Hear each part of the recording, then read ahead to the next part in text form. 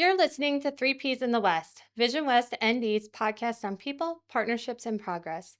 I'm April, a representative of Vision West ND, an organization dedicated to strengthening communities, fostering economic sustainability, and building a prosperous quality of life across Western North Dakota.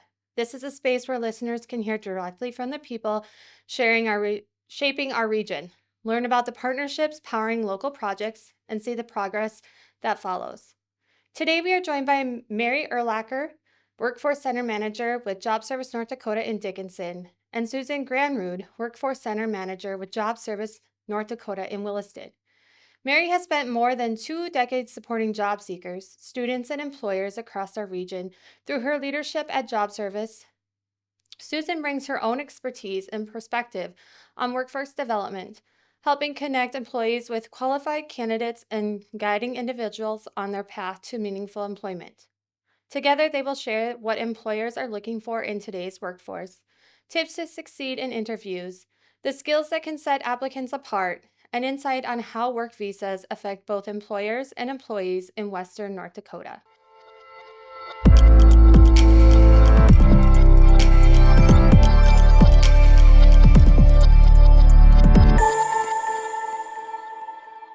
Welcome, ladies. How are you? Great. All right. Thank you for joining us. For listeners meeting you for the first time, can you share your role in employment services and what inspired you to work in this field? Go ahead, Mary. Okay. Yep, I'm Mary Urlacher. And so, yes, I guess probably almost 25 years ago, I started with job service and coming from education and being elementary education teacher and coach, this felt like a good fit. I first started helping college kids find work, being at a placement office at the college and doing unemployment claims in the local office, and then moved into working with the training programs. And I think I find that same success when individuals are successful with their training and finding employment that changes their lives and moves them in a more positive direction in their lives. I think that gives me the same kind of success feeling as when I was teaching and seeing that light bulb moment come on when kids finally get a concept. I think that gives me that same kind of meaning and purpose, and this is why I've stayed with job service for so long.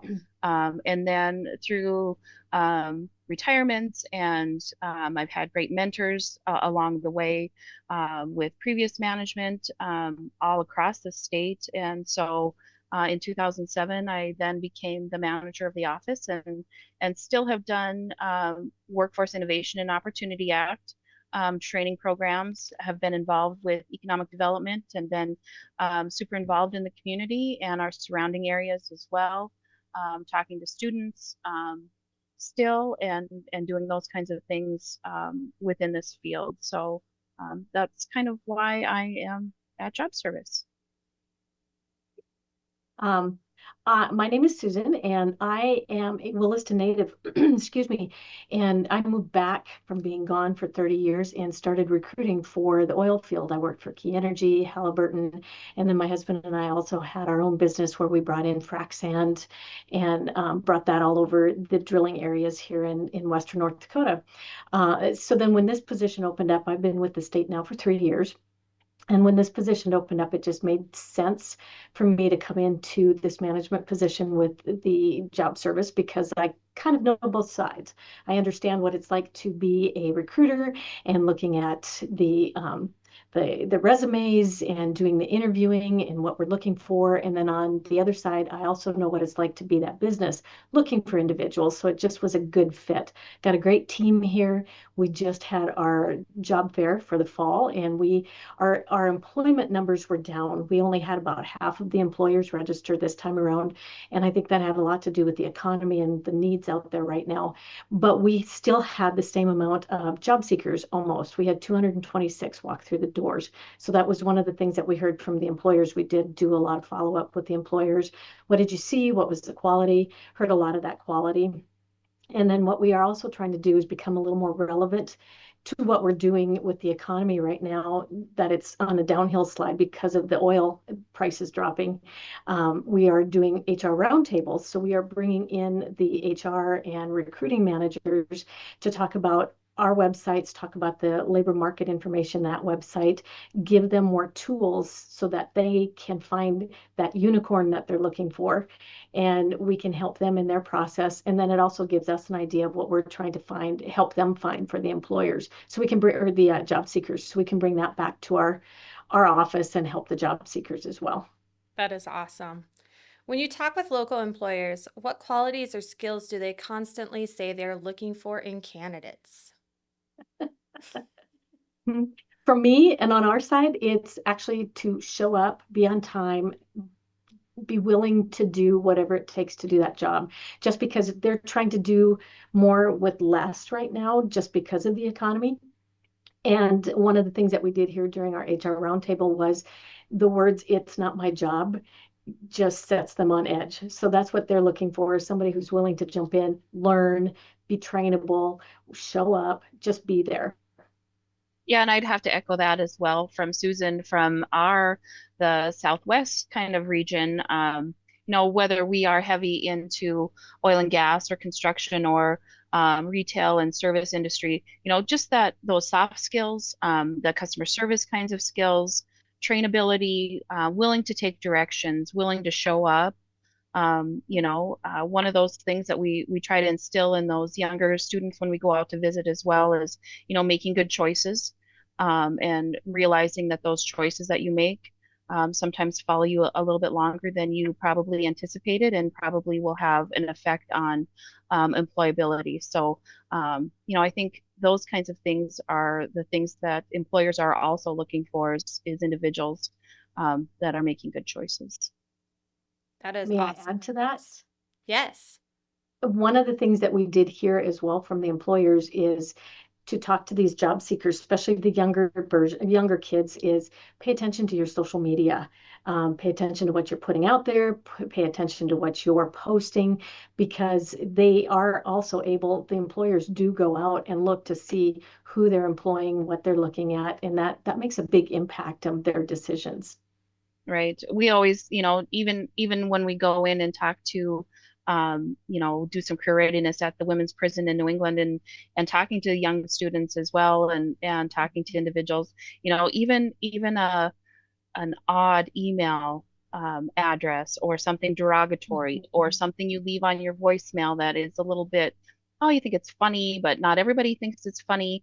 That still leaves an impact on a first impression on an employer. So, just be wary of kind of those kinds of things.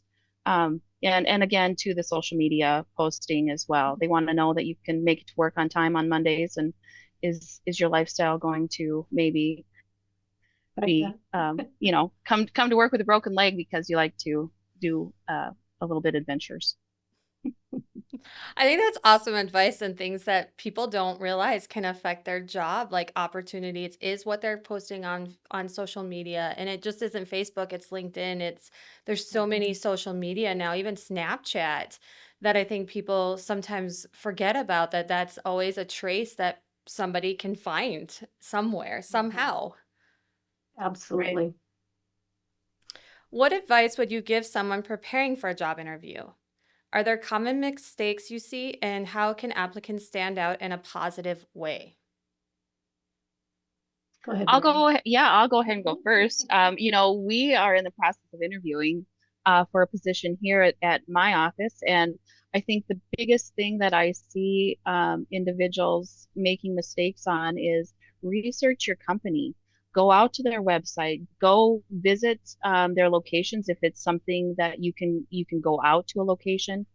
Maybe not oil and gas, but see what that culture looks like. Kind of get a first impression yourself of what is that company doing, what is it like to be there, and again, the online presence, because we do ask questions of, tell me what you know about job service, and I'm expecting individuals to say, well, I've reviewed your website. I see that you do this, this, and this, and that really does hold a lot of weight with me, just because I think that that you do need to research your company and you do need to know about your company and not just be like, well, I just thought maybe it'd be cool to work here.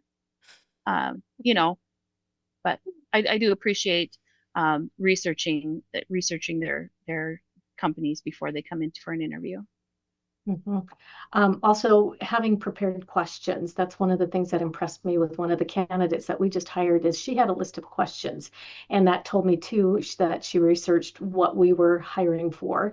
And it wasn't the first question of what's the pay, what's the chances of promotion. It was, how do you do this the best? What does a day look like? It was more very well thought out. So it was questions. One of the things that I've seen as a recruiter too is be prepared. Come in with a resume just in case they don't have that extra resume for them, and also be dressed for that job. If you're going in and you're going to be applying for a position that's out in the field, don't come in high heels or dress slacks. If you're going to be working in an office, don't come in a tank top and sweatpants. Just be prepared for that position that you're interviewing for. And I will have to go back and say that even as we talk to young individuals as doing those first kind of not even just interviews, but that first impression when you go and you are maybe even asking for a paper application or whatever. I mean, you need to, if that's what you're wanting to do that day is to apply for jobs, then you need to look dressed for success. I know we say that a lot, but you know, put forth an effort because whoever you talk to first is going to come back to your employer or the hiring manager or the recruiter or somebody and be like, well, that individual came in a tank top and sweatpants, or they had 6 bags from every other store in the mall, and they're wanting to come work at my store. So are they really wanting to, or are they just kind of going through the motion? So, I mean, I think intentions and first impressions are crucial as well. And how you treat that first person that you see is crucial as well. And then I'm going to feed off of that too. A lot of the recruiting that I did was also virtual, and I was recruiting for healthcare positions all across the United States and in Canada. And when I had some individuals on the screen, there was one that had cats climbing all over her. There was another one that had the Roomba going behind her. So pay attention to your situation as well and your surroundings if you're going to do something like that. That is awesome advice, things I would have never thought of. Many people wonder what skill levels they need to achieve to be considered strong candidates. What are some practical steps like certifications, training programs, or soft skills that job seekers can work on to meet employer expectations? Go ahead, Mary. Well, yep, I will go ahead and take that one first. I think that after you've researched your company, if you found that you need to make a change in whatever work that you've done in the past and you want to move to a different path or a career path for you, I think you need to research. There's a lot of free or reduced cost trainings that individuals can take advantage of. The Adult Learning Center, the library, online courses that do offer some certificates for basic, computer skills, or even just going through some sessions about soft skills and maybe some customer service training as well. So there are some of those that are out there. Then I think if it's something a little bit more technical, you need to decide whether or not you want to advance your training. So Job Service obviously offers assistance with Workforce Innovation and Opportunity Act, and if individuals are eligible, then there are training programs that are 2-year degree or less that individuals can take advantage of. So we can help those individuals find that right career path. We can advise them what are those outlooks looking like with the help of our labor markets warehouse and the data that they collect and they distribute, which is great. We do that with students as well as adults. But I think there's just a lot of opportunity that I think some individuals just don't think about, or know that if the job is heavy with Excel or Access, and maybe your Adult Learning Center offers evening classes, or even your public library or your extension office, some class or QuickBooks or occasions. Take advantage. Uh, it all helps, depending on the position that you're looking for. And if you're not familiar with computers, come in um, and ask, because I think that's the age that we're going to. It's going to be computers and it's digital, and so becoming more familiar with it helps. And sometimes too, I think especially individuals who haven't been in the workforce for a while don't realize that there's a lot of transferable skills. So being able to come into our office, we'll sit down and kind of go through a worksheet of what have you done? What have you been doing? Even though if you've been at home raising children, well, there's still some very transferable skills there. If you were just in an office, but you're looking at getting into sales, part of it is helping individuals understand what kind of transferable skills there are and being aware, like Mary said, what kind of jobs are you applying to and what are the needs out there and being prepared for that. Do you find that people are coming into your offices and utilizing your services, or are they going more online to like Indeed or jobserviceND.com? 50-50, I would say, Okay. for us. Yeah, I would say that as well. Obviously we promote jobsnd.com and our online job searching. Individuals can come in and they can take advantage of the resources that we have here. We do spider in some of those other public job boards like Indeed, like probably the newspapers and corporate websites as well. But I think for the most part, individuals come to us because we ensure that employers in those job orders are legit jobs. And I'm not saying that Indeed does not do that as well, but we know that we check Secretary of State. We check to make sure that they carry workers' compensation, and we also make sure that they're paying into our unemployment system. So in the event that they get laid off or they get injured on the job, that there are some protections for those employees. So I think that gives them some safety in a whole host of, is this a scam? Is this not a scam? Is this too good to be true?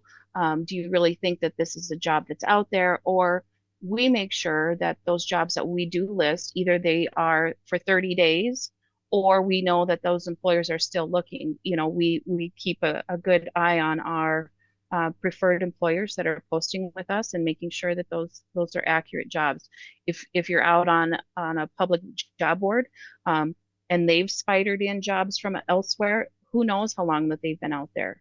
And I think sometimes we see frustration from individuals coming into our office, like, well, I applied on Indeed, or I've applied on this public job board, and they're not hiring, but the job's still out there. So I think people come to us knowing that we do take good care of our employers, and we do make sure that those jobs that are still there for those employers, and as well as for the job seekers looking.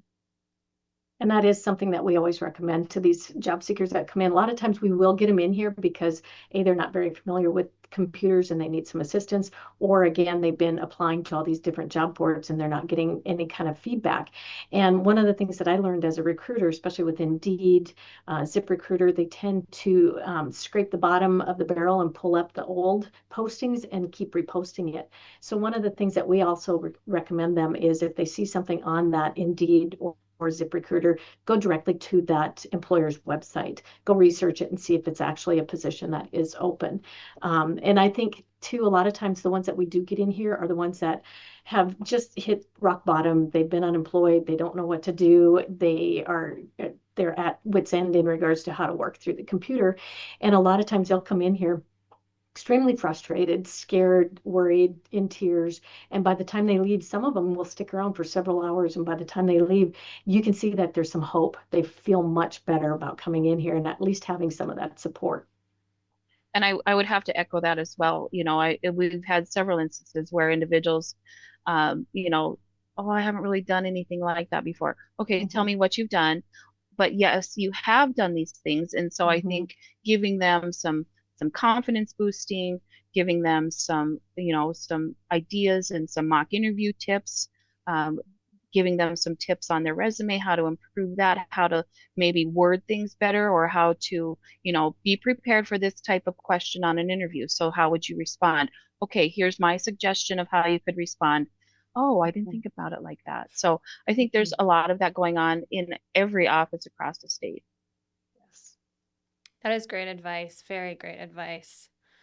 All right, work visas are often part of today's workforce conversation. How do work visas affect both employers and employees?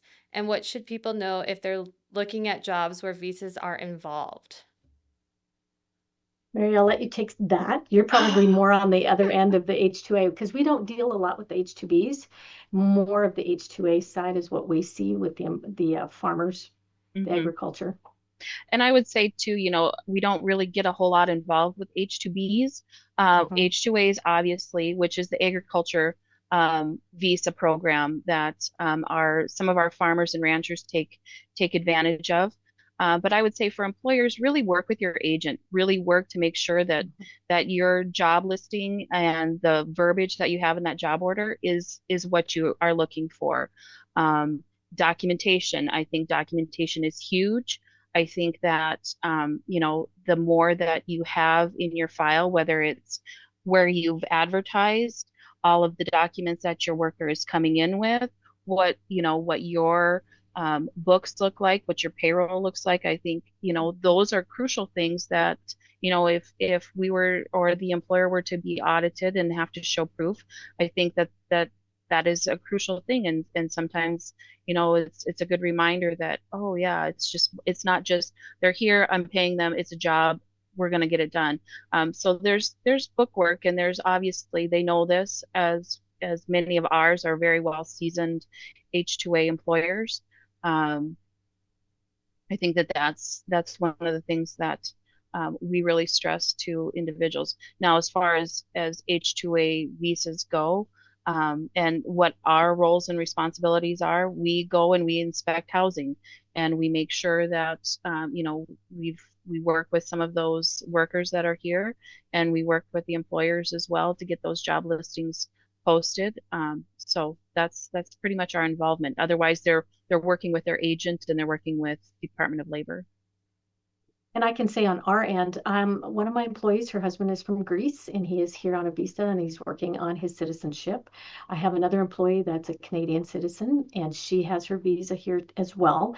Part of it is as an employer, you have to be supportive for them because there's times where they cannot just go online and renew things or update things.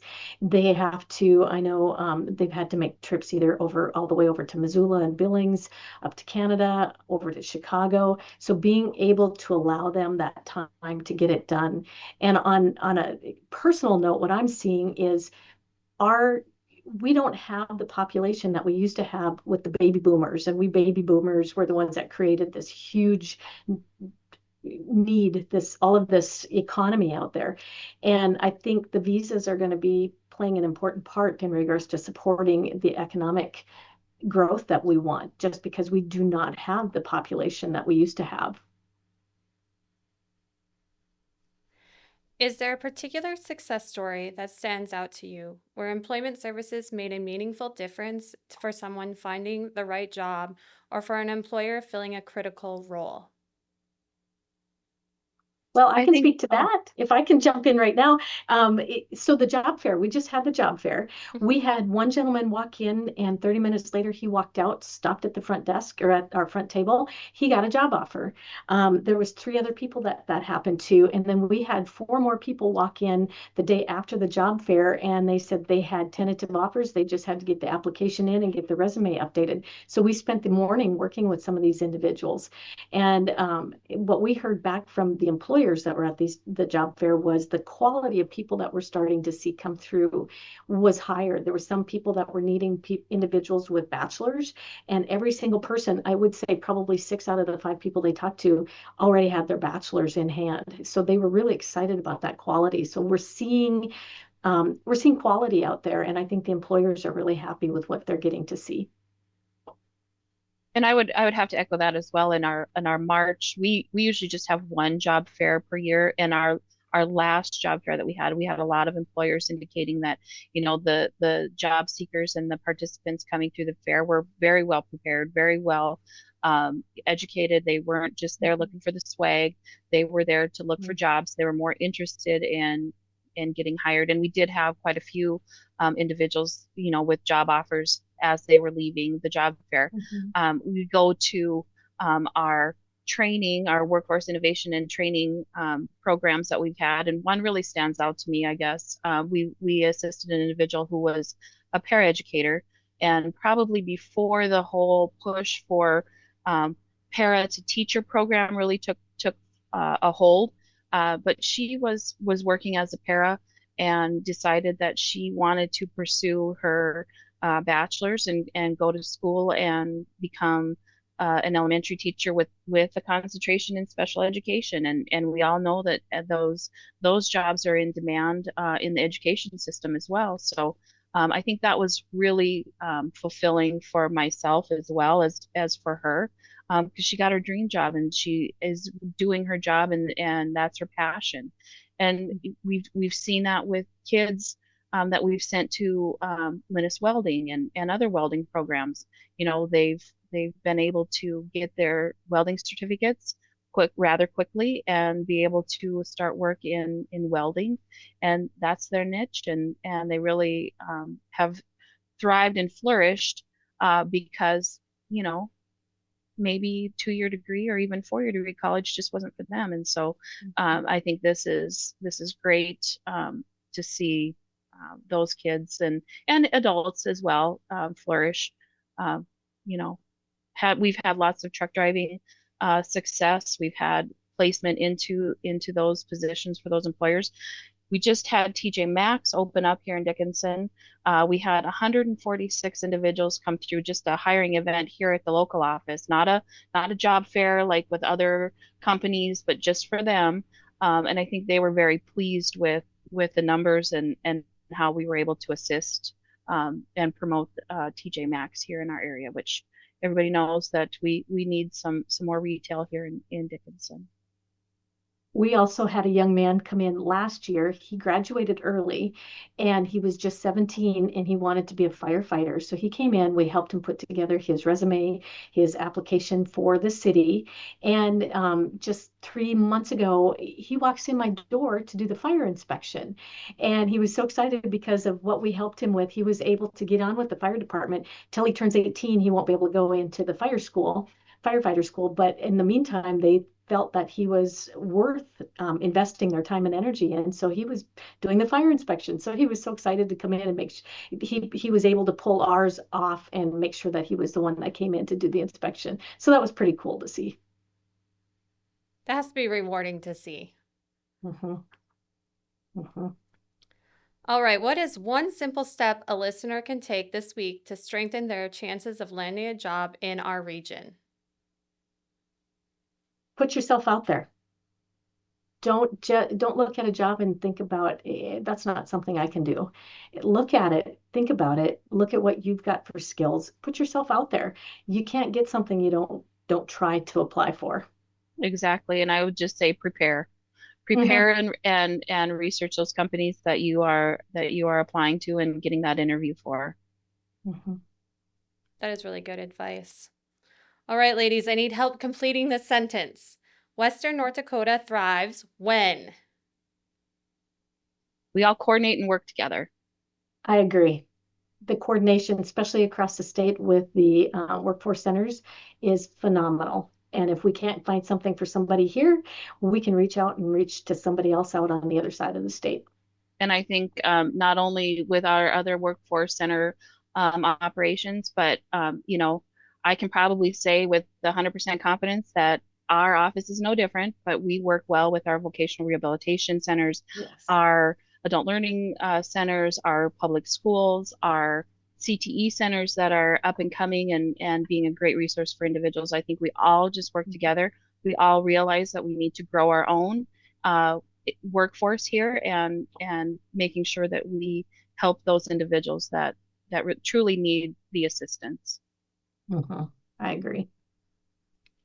Well, I want to thank both you, Susan and Mary, for joining me on today's podcast.